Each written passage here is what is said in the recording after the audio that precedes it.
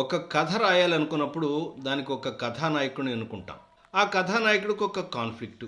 ఆ కాన్ఫ్లిక్ట్ ఎవరితో ఉందో దాన్ని పరిష్కరించుకోవడానికి చేసే ప్రయత్నంగా మనం కథను నడుపుతాం. తర్వాత పాయింట్ ఏంటంటే కథ ముగించటం. సిడ్ఫీల్డ్ స్క్రీన్ ప్లే స్ట్రక్చర్లో 3 పార్ట్లుగా చెప్తారు.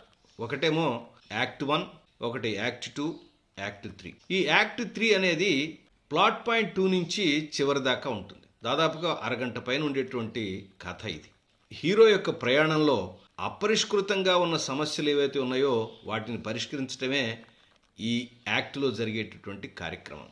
శంకరాభరణం స్క్రీన్ ప్లే ఎక్స్ప్లెనేషన్లో భాగంగా ఈ యాక్ట్ 3లో అపరిష్కృతంగా ఉన్నటువంటి అంశాలు, శంకరశాస్త్రి కుమార్తె పెళ్లి చెడిపోవటం అనే ప్లాట్ పాయింట్ 2 దగ్గర నుంచి చివరి దాకా ఏం జరిగింది వివరించడానికి ప్రయత్నించాను. శంకరశాస్త్రి కుమార్తె యొక్క పెళ్లి ఎలా కుదురుకుంది, ఈ పెళ్లి చేస్తున్నాడనే విషయం తులసికి ఎలా తెలిసింది, తులసి ఏం సహాయం చేసింది, ఆ తర్వాత శంకరశాస్త్రి చిట్ట చివరి యొక్క సభ, ఆ సభలో తన యొక్క పాటని వినిపించటం, ఆ తర్వాత తన సంగీత సామ్రాజ్యానికి ఒక శిష్యుని కూడా ఇచ్చి గండపెండేరం తొరగటంతో సినిమా అయిపోతుంది.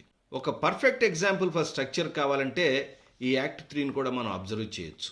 దీనిలో అపరిష్కృతంగా ఉన్న సమస్యలన్నింటినీ కూడా దర్శకుడు చక్కగా చకచకా కంప్లీట్ చేసి క్లైమాక్స్ని అందరికీ నచ్చేట్టుగా, అందరూ మెచ్చేట్టుగా అద్భుతంగా తీర్చిదిద్దాడు.